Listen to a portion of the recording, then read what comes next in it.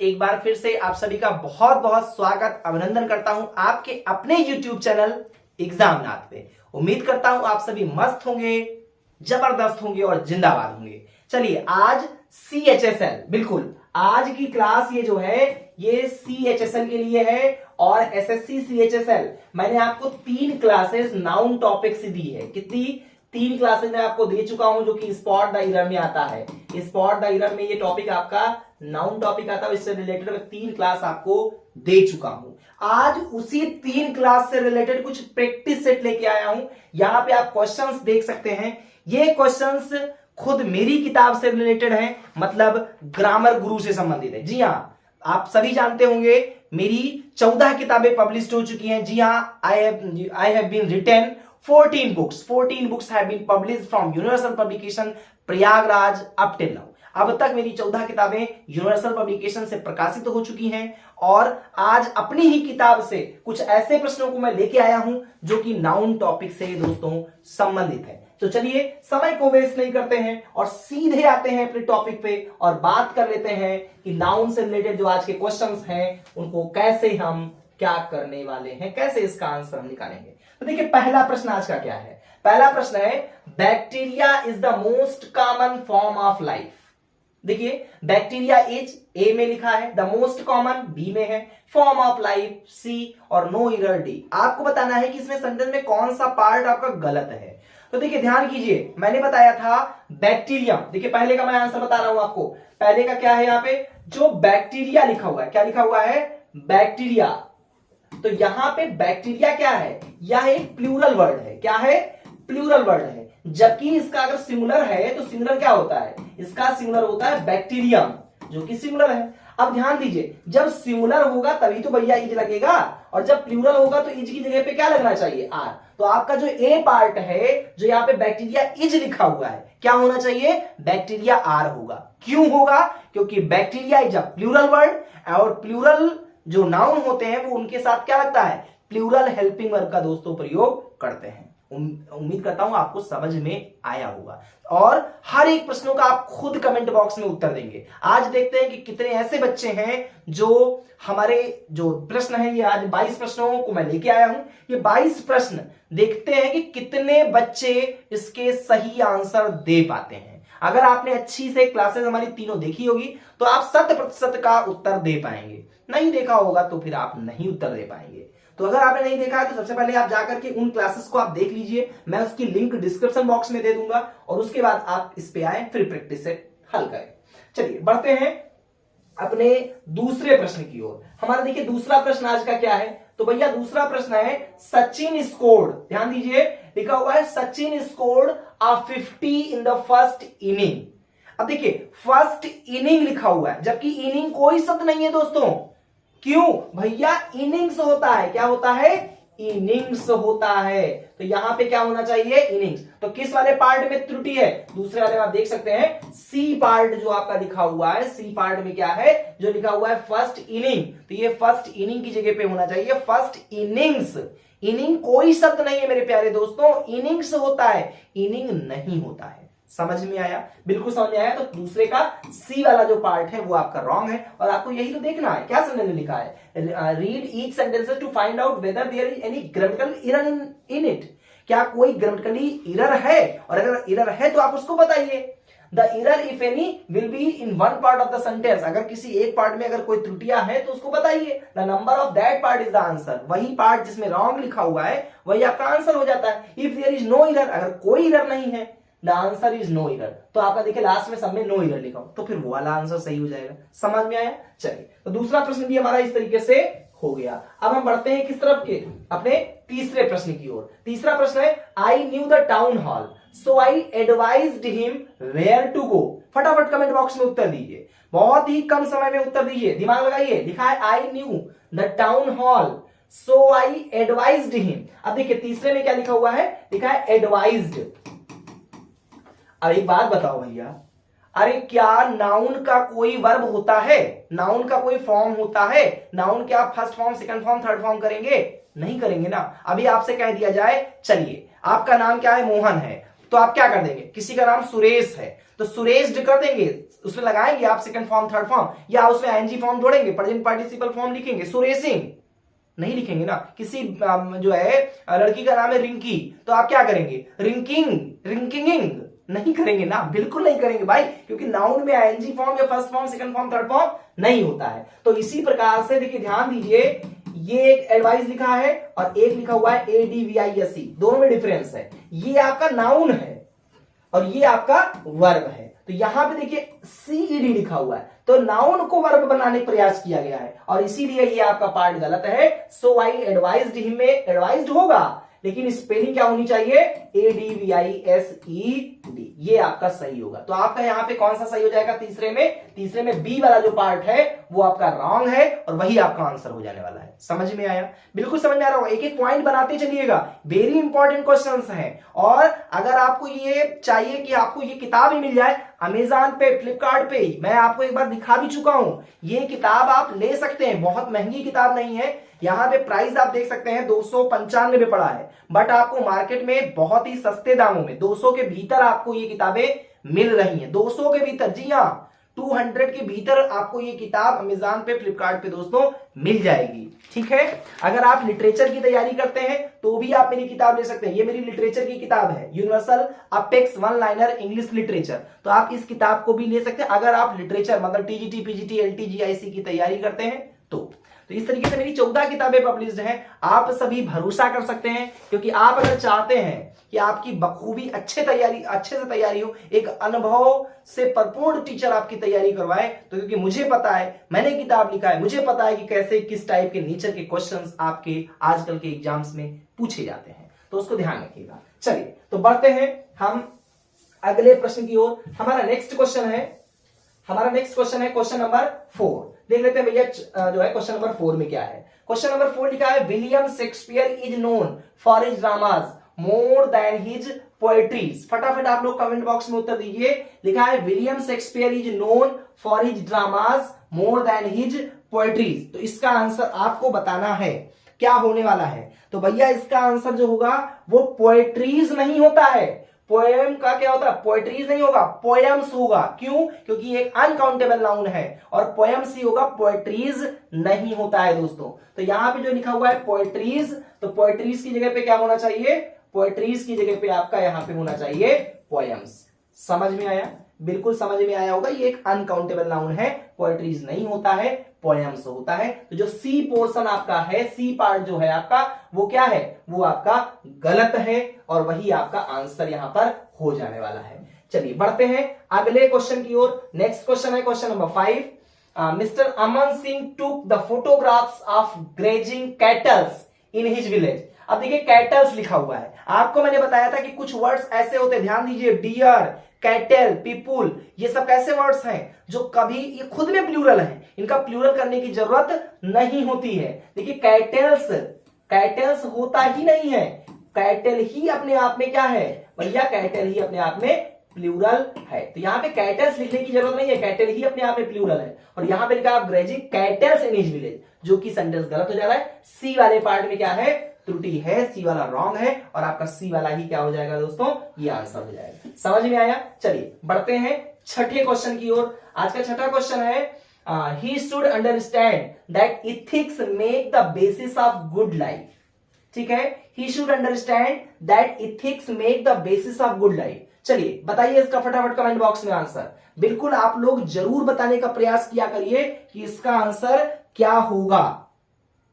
तो यहां पे आपको बताना है इथिक्स क्या, he should understand that ethics make the basis of good life. क्या होगा, तो इथिक्स, देखिए इथिक्स क्या है, इथिक्स एक सब्जेक्ट का नाम है। इथिक्स क्या है, ETHICS, ठीक है, ETHICS। इथिक्स क्या, एक सब्जेक्ट का नाम है। और मैंने आपको जब नाउन वाले में बताया था तो एक चीज बताई थी कि देखिए भैया जो भी सब्जेक्ट के नेम होते हैं वो हमेशा सिंगुलर होते हैं। क्या होते हैं, सिंगुलर होते हैं। जैसे आपका मैथमेटिक्स, जैसे फिजिक्स, जैसे इकोनॉमिक्स, जैसे सिविक्स, जैसे डायनेमिक्स, जैसे इथिक्स, ठीक है, जैसे इकोनॉमिक्स, तो सब में एस लगा है लेकिन ये अपने आप में सिंगुलर होते हैं। तो जब सिंगुलर होगा तो आगे का जो हेल्प वर्ब होगा या हेल्पिंग वर्ब होगा वो भी तो सिंगुलर ही होगा।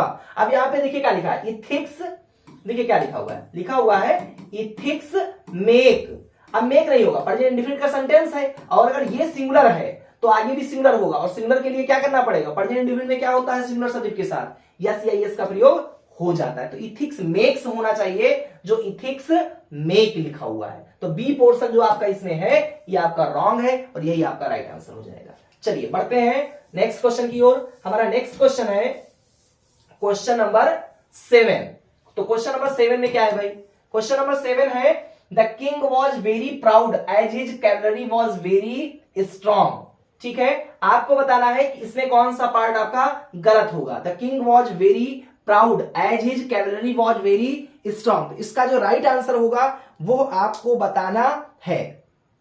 तो इसका राइट आंसर आप लोग फटाफट कमेंट बॉक्स में उत्तर जरूर दीजिए।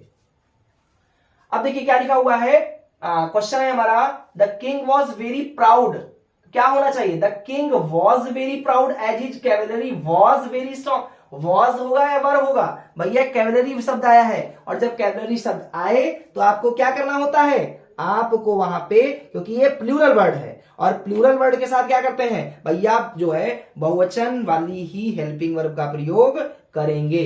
तो बहुवचन वाला जब हम हेल्पिंग वर्ब करेंगे तो कैवलरी क्योंकि प्लूरल है इसलिए यहां आगे उसके क्या करेंगे, इसको भी हम हेल्पिंग वर्ब में भी आपका प्लूरल रखेंगे। तो आपका जो आंसर हो जाएगा the king was very proud as his cavalry was की जगह पे वर हो जाएगा और फिर वेरी स्ट्रॉन्ग। समझ में आया, बिल्कुल। वॉर यहां पे जो लिखा देखिए CAVALRY ये आपका प्लूरल वर्ड है। तो जब ये प्लूरल है तो आगे जो हेल्पिंग वर्ब होगा वो भी प्लूरल ही तो होगा, तो वॉज कैसे हो सकता है। तो आपका जो सी पोर्शन है इसमें ये गलत है और यही आपका क्या हो जाएगा, यही आपका आंसर होने वाला है। चलिए बढ़ते हैं 8वें प्रश्न की ओर। हमारा 8वां प्रश्न आज का है the receptionist gave us much informations. अब देखिए यहीं पे गलती पकड़ लीजिए, क्या है इंफॉर्मेशन, कुछ वर्ड्स बताए देना, फर्नीचर, इंफॉर्मेशन, पोएट्री, ठीक है, एडवाइस जो है आपका ये ऐसे वर्ड्स हैं, ब्रेड, ठीक है, ये सभी ऐसे वर्ड्स हैं जो क्या होते हैं, इनका कभी प्लूरल होता ही नहीं है। तो इंफॉर्मेशंस नहीं होगा, सिर्फ इंफॉर्मेशन होगा। क्या होगा, इंफॉर्मेशंस नहीं होगा। अगर आपने क्लास देखी है तो आपको बिल्कुल तुरंत समझ में आएगा। तो आपका क्या हो जाएगा, मैं यही लिख रहा हूं, इसमें बी पार्ट इंफॉर्मेशंस की जगह पे इंफॉर्मेशन होगा। आगे लिखा हुआ है the jury have decided the case and gave it's decision. अब देखिए क्या हो जाएगा, यहाँ पे द ज्यूरी हैव नहीं होगा, the jury has decided the case and gave it's decision. क्या होना चाहिए, यहां पे ध्यान दीजिए क्वेश्चन नंबर 9 में आप लोग कमेंट बॉक्स में उत्तर क्यों नहीं देते हैं, आप लोग कमेंट बॉक्स में जरूर उत्तर दिया करिए, क्योंकि जब आप जो है कमेंट बॉक्स में उत्तर देते हैं तो आप खुद को जांच पाते हैं। लिखा है the jury have decided the case and give its decision, यहाँ पे the jury has decided the case, क्योंकि मैंने बताया था ज्यूरी एक कलेक्टिव नाउन है और जब एक यूनिट की तरह प्रदर्शित होता है तो इसका प्रयोग सिंगुलर में होता है। हाँ, जब अलग अलग होता है तो फिर हम उसका प्लूरल में करते हैं। तो ज्यूरी हैज होना चाहिए। फिर है Indian wives sacrifice everything for the sake of their family. भैया वाइफ्स नहीं होता है, देखिए वाइफ्स नहीं होता है, WIFES नहीं होता है। वाइफ्स की स्पेलिंग क्या होती है, WIVES होता है। तो ध्यान रखिएगा FE को हटा करके हम VES को यहां पे जोड़ देते हैं। तो यहाँ पे आपका ए पार्ट जो है इंडियन वाइफ्स की स्पेलिंग गलत है, ये आपका नहीं होता है, ये आपकी स्पेलिंग गलत है, आपका ये स्पेलिंग WIVES होगा। ठीक है, इसके आगे देख लेते हैं। लिखा है द स्टूडेंट्स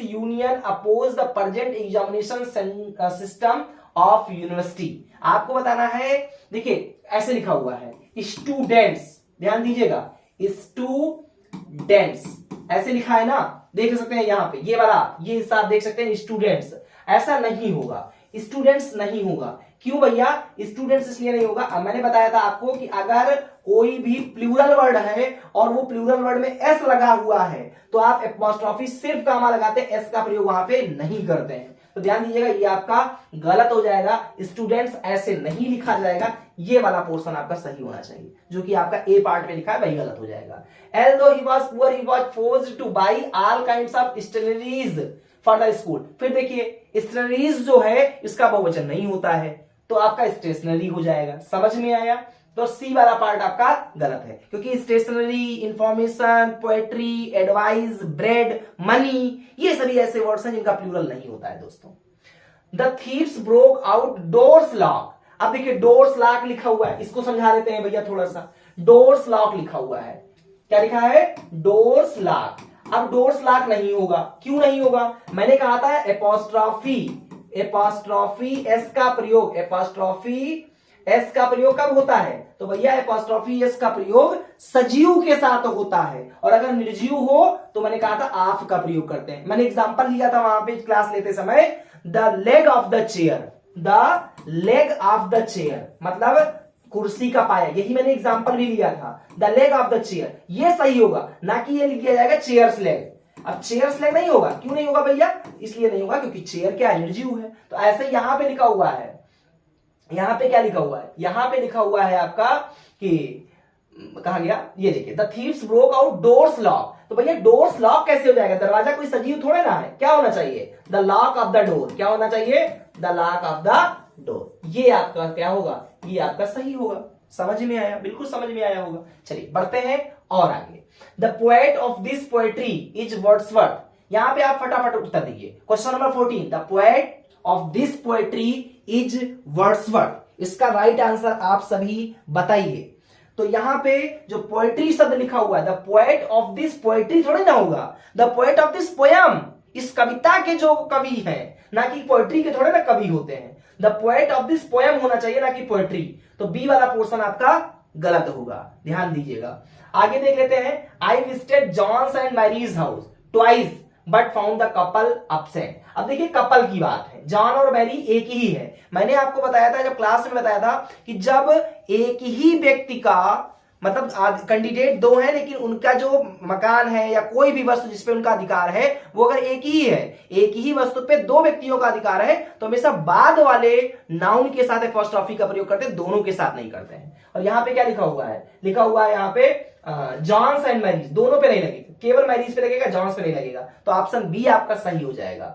इसके अलावा मेनी पासर बाईज नहीं होगा, पासर्स बाई होगा। ठीक है, यहां पे जो 22 में एस लगाया गया है ये नहीं होगा। आपको मैंने बताया था कि कुछ ऐसे वर्ड्स होते हैं जिनमें शुरुआत वाले जो वर्ड्स होते हैं उन्हीं नाउन के साथ हम एस लगा करके उसको प्लूरल बनाते हैं। तो पासर बाईज नहीं होता है, पासर्स बाई होता है। ठीक है, नेक्स्ट है my father gave a new binoculars on my birthday. ठीक है, तो बाइनोकुलर्स लिखा हुआ है, my father gave a new binoculars on my birthday. इसमें आपको तलाशना है कि वो कौन सा पार्ट है जो आपका गलत पोर्शन है, गलत पोर्शन को आपको बताना है। तो भैया देखो, ए बाइनोकुलर्स जो लिखा गया है, ए न्यू बाइनोकुलर्स नहीं होगा, a pair of new binoculars होगा। क्योंकि कुछ ऐसे वर्ड्स बताए थे जिसका प्लूरल अगर बनाना है तो आप डायरेक्ट ए लिख करके नहीं लिख सकते, ए पेयर ऑफ बाइनोकुलर्स हो जाएगा। आ न्यू बाइनोकुलर्स की जगह पे ए पेयर ऑफ बाइनोकुलर्स। फिर आगे है the paintings of natural sceneries. अब जैसे सीनरीज आया, आगे मुझे देखना ही नहीं है भैया, सीनरीज होता ही नहीं है, सिर्फ सीनरी होता है। क्या होता है? सिर्फ सीनरी होता है, सीनरीज कभी भी नहीं होता है। क्योंकि कुछ ऐसे वर्ड्स हैं, information, scenery, bread, advice, money, ठीक है, ये सभी ऐसे वर्ड्स होते हैं। स्टेशनरीज, ठीक है, स्टेशनरी मतलब ये ऐसे वर्ड्स होते हैं जिनका प्लूरल होता ही नहीं है। तो सीनरीज होता ही नहीं है, कैसे लिख दिया जाएगा? यही गलत होगा, ए वाला पोर्शन गलत है। फिर आगे we should not be miserly in giving alm to the beggars. भैया एल्म नहीं होगा, एल्म्स होगा। We came back early as the shop did not have all items of crockeries. यहां पे आपको क्वेश्चन नंबर 20 में आपको बताना है कि इसमें कौन सा विकल्प आपका सही होगा। तो यहां पे ध्यान दीजिए, जो क्रॉकरीज लिखा हुआ है वो क्रॉकरीज नहीं होगा, क्रॉकरी होगा, क्योंकि क्रॉकरी का भी हम प्लूरल वर्ड नहीं बनाएंगे।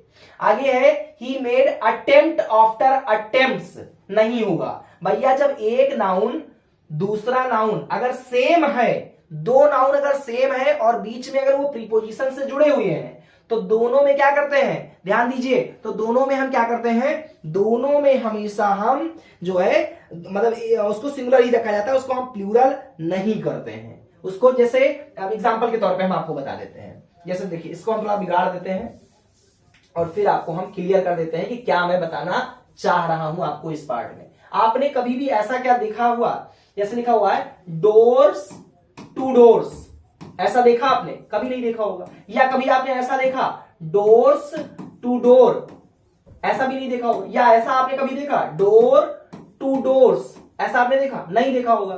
आपने हमेशा क्या देखा होगा? लिखा होगा डोर टू डोर। क्यों? क्योंकि सेम नाउन अगर प्रीपोजिशन से जुड़े हुए हैं, अगर दो सेम नाउन, सेम होना चाहिए नाउन, दो सेम नाउन अगर प्रीपोजिशन, ये प्रीपोजिशन आपका है, अगर प्रीपोजिशन से जुड़े हैं तो दोनों जो पार्ट होता है वो आपका सिंगुलर ही रखा जाता है। चलिए, तो आपका यहां पे he made attempt after, attempts नहीं होगा, अटेम्प्ट होना चाहिए, बी पोर्शन आपका गलत है ना। फिर लास्ट क्वेश्चन है, my friends are not allowed to go out without their parents consents. अब देखिए पेरेंट्स कंसेंट्स नहीं होगा, पेरेंट्स कंसेंट्स नहीं होगा तो भैया फिर क्या होगा, तो पेरेंट्स कंसेंट नहीं होगा, उसकी जगह पे हमें क्या लिखना होता है, हमें एपोस्ट्रोफी भी लगाना होगा, क्योंकि माता पिता की सहमति, माता पिता की सहमति, तो ऐसे लिखना चाहिए पेरेंट्स कंसेंट। ये वाला पोर्शन आपका सही हो जाएगा, ऑप्शन डी जो है ये आपका गलत लिखा हुआ था। तो समझ में आया, ये नाउन से रिलेटेड आपको मैंने आज प्रैक्टिस टेस्ट कराया है। उम्मीद करता हूं ये वीडियो आपको अच्छी लगी होगी। जरूर हर एक प्रश्नों का कमेंट बॉक्स में उत्तर दीजिएगा। अगर पहली बार में नहीं दिए, दूसरी बार उसको देखिए, फिर समझिए, नोट्स बनाइए। क्लास अच्छी दे रहा हूं, ज्यादा से ज्यादा दोस्तों को भेजा करिए, स्वार्थी मत बनिए, लाइक करिए, चैनल पे नए हो सब्सक्राइब करिए। बहुत बहुत धन्यवाद, थैंक्स फॉर वॉचिंग, जय हिंद दोस्तों।